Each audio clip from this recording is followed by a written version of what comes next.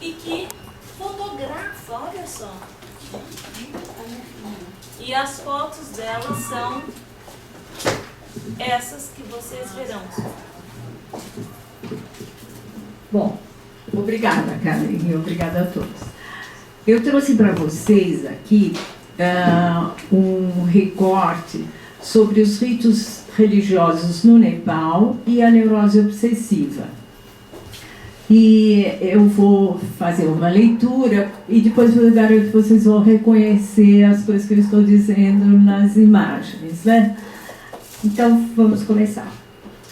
O Renato Mezan cita em seu livro Interface da Psicanálise o texto que viu estampado em uma camiseta em Nova York, comparando a filosofia de vida de diversas religiões. E então nessa camiseta estava escrito: taoísmo, shit happens, a merda acontece. No islamismo, if shit happens, é a vontade de Allah. Ah, não pode, eu não enxergo. Foi seu marido que mandou. O budismo, if shit happens, não é o que parece. O protestantismo, shit happens, porque você não trabalhou o suficiente. O catolicismo, shit happens, porque você pecou. E o hinduísmo, this shit já aconteceu antes. No estoicismo, this shit não me incomoda. E o judaísmo, por que shit sempre acontece conosco? Claro, não tenho a pretensão de falar sobre essas religiões, mas simplesmente reter o olhar em algumas impressões muito fortes que me captaram na viagem ao Nepal e tentar entendê-las a partir do meu incipiente conhecimento psicanalítico. Depois de acordarmos muito cedo para um voo de Delhi a Katmandu e de um sol escaldante na Índia, chegamos aos pés do Everest, no Himalaia, num clima agradável e ameno, e nos dirigimos a um hotel típico e grandioso. Após o almoço, fizemos um passeio de reconhecimento geral e o misticismo e encanto dessa cidade me emocionou. Senti que a pobreza e a estranheza não me excluíam. Pelo contrário, me atraíam para ultrapassar com alguns passos os meus limites e procurar absorver o ar diáfano e misterioso, ao mesmo tempo alegre e cheio de vida que emanava das coisas e das pessoas. Talvez tenha estado em uma espécie de delírio durante toda a estada no Nepal. Naquela tarde, ao voltar ao hotel, comecei a ler o texto de Freud, Neurose Obsessiva e Prática Religiosa. Recostada na cama, em frente a uma imensa janela, contemplando um sol poente de uma beleza indescritível, de um vermelho rutilante e que recortava ao longe um templo e casas da cidade ao pé do Himalaia.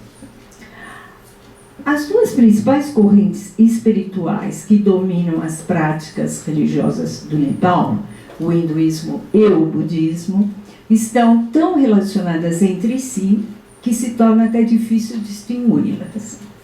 O resultado é uma proliferação de cultos, divindades e celebrações em variações desconhecidas em qualquer outra parte do mundo.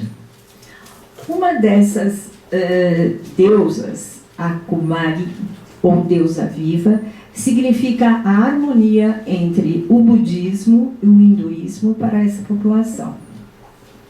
No dia seguinte, nós fomos visitar a parte budista da região, cujo nome é Patan, e ver a Durbar Square com seus templos, passando antes por uma casa construída no século XVIII, cuja fachada possui inúmeras janelas de madeira finamente entalhadas.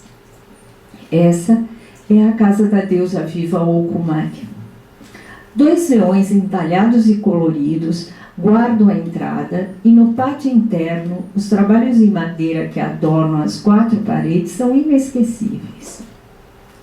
Em uma das janelas desse pequeno pátio, depois que um rupee, que é a moeda do Nepal,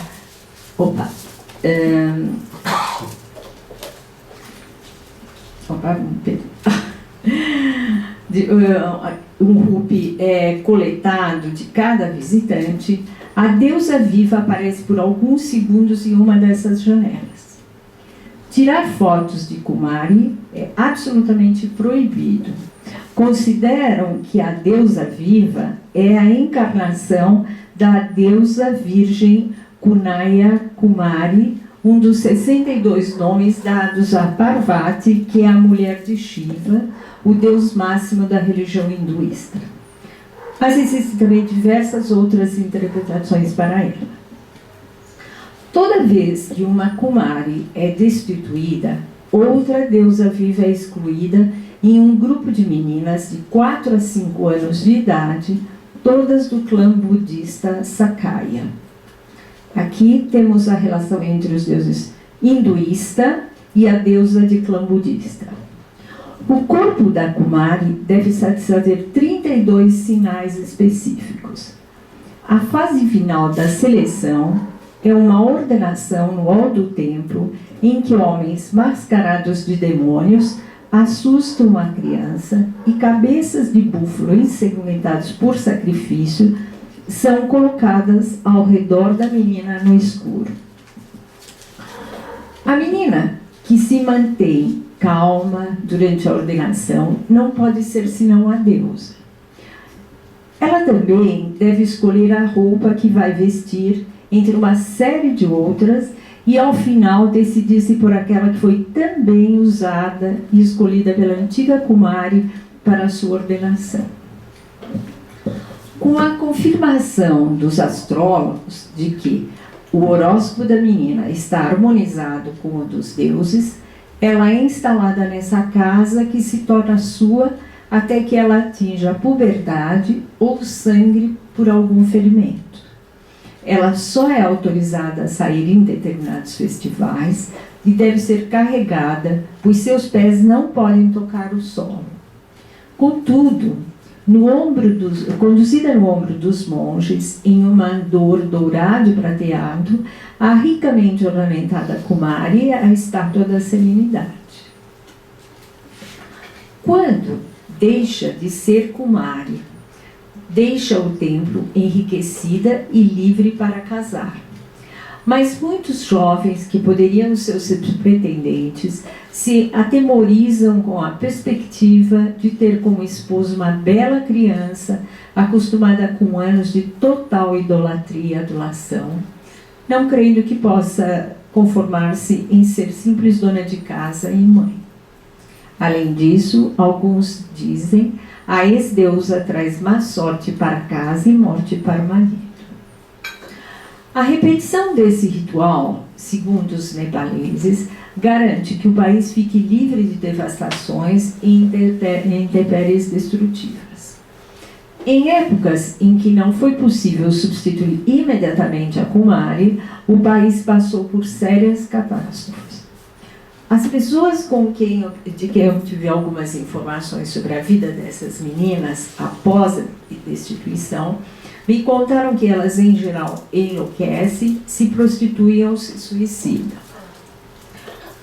Freud descobre que todos somos sofredores, portanto, não podemos dirigir nosso olhar para essa cultura como se ela representasse uma exceção que deve ser colocada fora da normalidade.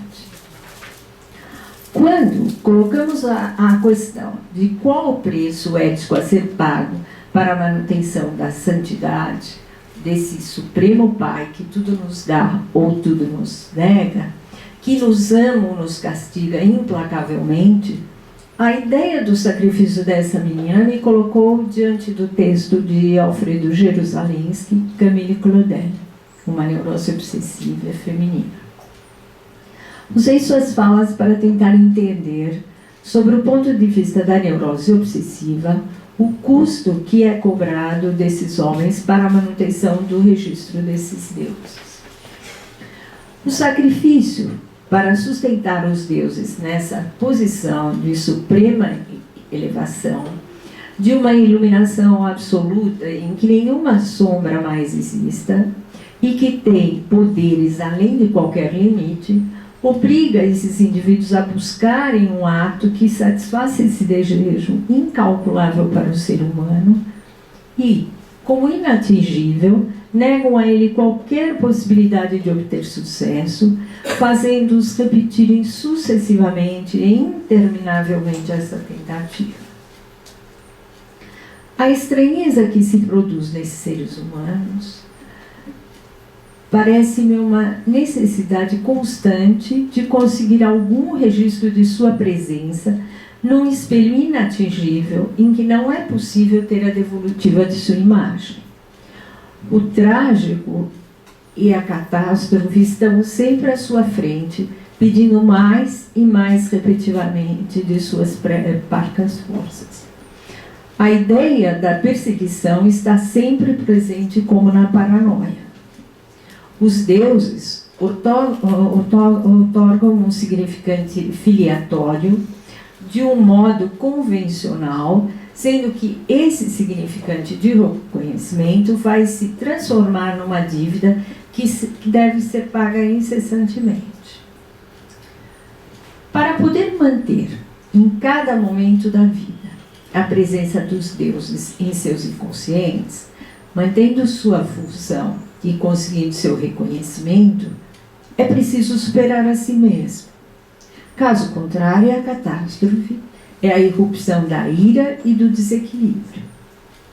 O triste é constatar que esses homens nascem e morrem condenando-se à repetição de seus rituais e aceitando a condição de nunca atingirem nessa vida o desejo de seus deuses.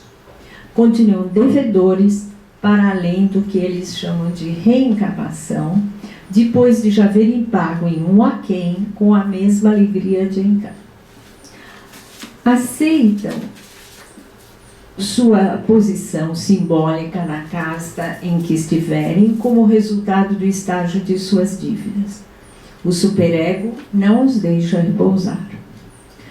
A ordem que prevalece nessas religiões é a das portas trancadas, oferecendo a esse grande outro abstrato todos os seus rituais, custe o que custar e a quem custar, diferente do caminho de Camille Claudel, que não se resignando a ser a louca da família, é internada e se transforma na exceção. Em seguida, deparei-me num dos cantos do templo de Shiva, em Katmandu, com um atalho para esse reconhecimento. No local onde se efetuam os rituais de cremação, encontrei-me ante um fato curioso que me deixou parada e fascinada, como percebendo que, antes de entender, que alguma coisa de desconhecido estava acontecendo. No ritual de cremação, os corpos são preparados sobre uma maca simples, feita de tosco bambu. Percebi um senhor sentado em uma dessas macas e pude entrever que estava nu da cintura para baixo, coberto por uma manta. Na parte de cima do corpo vestia um blusão de nylon acolchoado. Uma outra pessoa ia e voltava, trazendo panos e objetos que ele aceitava ou rejeitava e eram postos ao seu lado para a sua preparação. Percebi que estava sendo preparado para a cremação. Fiquei alguns minutos, fotografei o que pude da distância em que estava e tive que ir-me. Não sei antes perguntar a alguns guias que estavam no local o que estava se passando.